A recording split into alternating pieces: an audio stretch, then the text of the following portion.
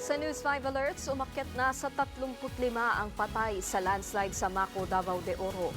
Yan ay matapos ma-retrieve ang katawan ng 7 iba pa. Sa huling tala ng lokal na pamahalaan ng Maco, 77 pa ang nawawala, habang nasa 32 ang sugatan. Sa ngayon, patuloy pa rin ang pagbubungkal ng mga rescuer sa ground zero ng landslide sa pag-asang may mahahanap ang survivor. Pinag-iingat naman ang mga residente maging ang mga rescuer sa banta ng muling pagguho ng lupa.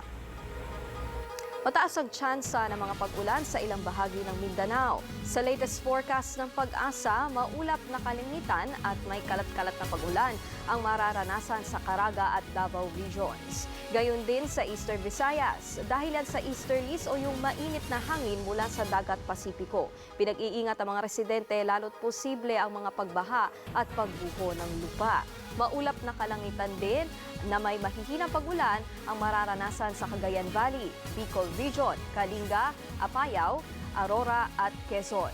Dahil naman yan sa northeast monsoon o hanging amihan.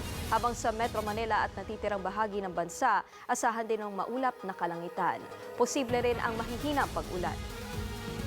Para sa iba pang mga balita, pumunta lang sa news5.com.ph, pati na rin sa News5 Facebook, YouTube, TikTok at X social media pages. Ako po si Nikki de Guzman. Magandang umaga.